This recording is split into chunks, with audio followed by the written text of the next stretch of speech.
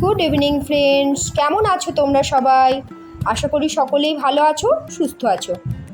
Can লাইফস্টাইলে নতুন একটি ব্লগে তোমাদের সকলকে স্বাগত জানাই। বন্ধুরা, ছবি দেখে নিশ্চয়ই বুঝতে পারছো, কিছুটা আন্দাজ করতে পারছো আজকের রেসিপিটা কি হতে চলেছে।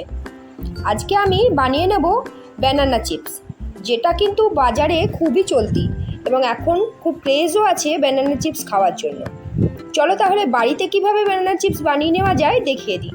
এর জন্য আমি নিয়ে নিয়েছি দুটো কাঁচকলা। ব্যানানা চিপস বানানোর জন্য কিন্তু কাঁচা কলাই নিতে হবে। এবার এটাকে আমি ছাড়িয়ে নেব। দেখো, কাঁচা কলা দুটো ছাড়ানো হয়ে গেছে। এবার এটাকে খুব ছোট ছোট করে আমি কেটে নেব। এইভাবে পাতলা পাতলা করে কিন্তু কাটতে হবে। যতটা সম্ভব পাতলা করা যায় ততটাই ভালো।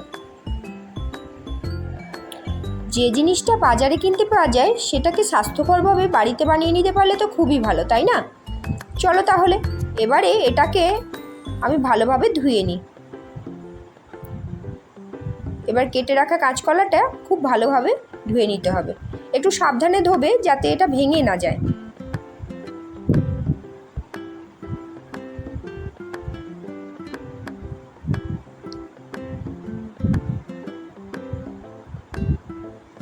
এবার এটাকে তুলে নেব।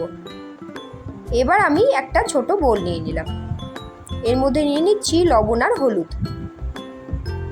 আর নিয়ে নিচ্ছি হাফ চামচ লঙ্কার গুঁড়ো। এবারে এটার মধ্যে দিয়ে দিলাম জল।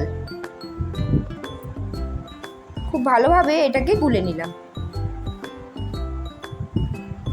এবার এই বোলটার মধ্যে এই মিশ্রিত জলটা ঢেলে দিলাম।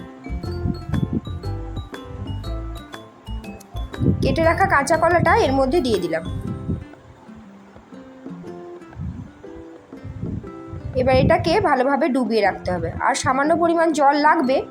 আমি ওই বাটিটা ধুয়েই তাতে জলটা দিয়ে দিলাম।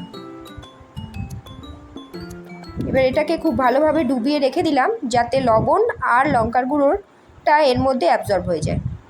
এবার এটাকে আমি 20 থেকে 25 মিনিটের জন্য ঢাকা দিয়ে রেখে দেব।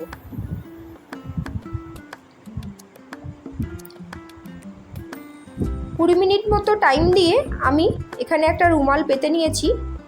এর মধ্যে আমি এই কাপড়টার মধ্যে এই কাঁচা কলাটাকে তুলে ভালোভাবে শুকোতে দিয়ে দিলাম, জলটা যাতে এতে টেনে নেয়, কারণ জল থাকলে এটা কিন্তু ভাজতে অসুবিধা হবে। এবার কড়াইয়ে তেল বসিয়ে দিলাম। এখানে আমি সাদা তেল ইউজ করেছি। দেখো তেল গরম হয়ে গেছে কিনা আমি একটা ছেড়ে দেখে নিচ্ছি। আমি প্রথমে অল্প কয়েকটা ছাড়বো যাতে তেলটা ভালোভাবে চলে আসে।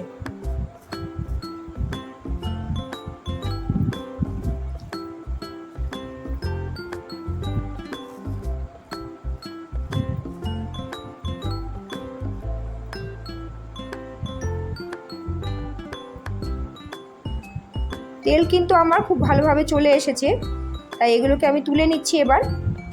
এবার আবার আমি খানিকটা ছেড়ে দেব। বেশ কয়েকটা ছেড়ে দিলাম, আর খুন্তি দিয়ে এটাকে অনবরত নাড়াচাড়া করতে হবে। আর দেখবে যাতে ভেঙে না যায়, খুব আলতো হাতে এটা নাড়বে।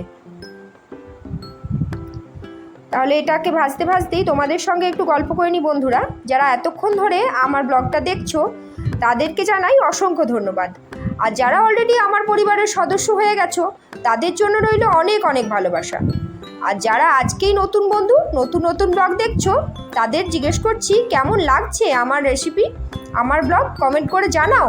তোমাদের কমেন্টেই তো উৎসাহ পাবো নতুন নতুন রেসিপি আবার দেওয়ার জন্য। আর বন্ধুরা, নতুন বন্ধুদের বলবো চটপট করে গিয়ে আমার চ্যানেলটা সাবস্ক্রাইব করে নাও, যাতে আমার সমস্ত ব্লগ তোমার কাছে পৌঁছে যায়।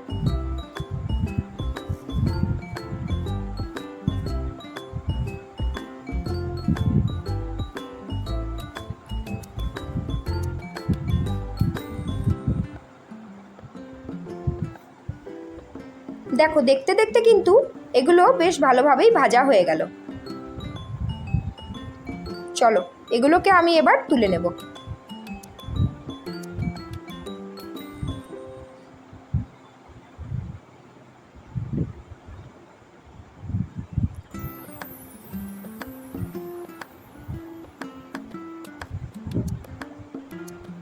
তাহলে বন্ধুরা দেখতেই পেলে আজকের রেসিপিটা কতটা সহজ।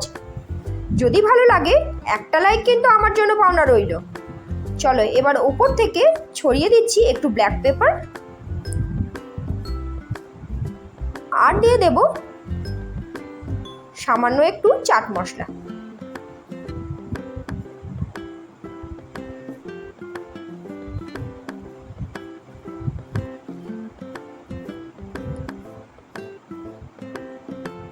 দেখতেই পাচ্ছ এটা কিন্তু ক্রাঞ্চি হয়েছে। এবার ব্যাস রেডি তো হয়েই গেল। এবার গরম গরম 1 কাপ চা করে বসে পড়ো। আর যদি বাচ্চাদের দাও তাহলে এটার সঙ্গে সস দিয়ে দাও, খেতে কিন্তু বেশ ভালো লাগবে। এটা এয়ারটাইট কন্টেনারে বেশ ভালোভাবেই কিন্তু স্টোর করে রাখা যাবে। তাহলে বন্ধুরা দেখতেই পাচ্ছ আজকের রেসিপিটা কতটা সহজ, চটপট হয়ে যাবে। তোমরাও একবার অবশ্যই ট্রাই করে দেখো আর কমেন্ট করে জানাও আজকের রেসিপিটা কীরকম লাগলো।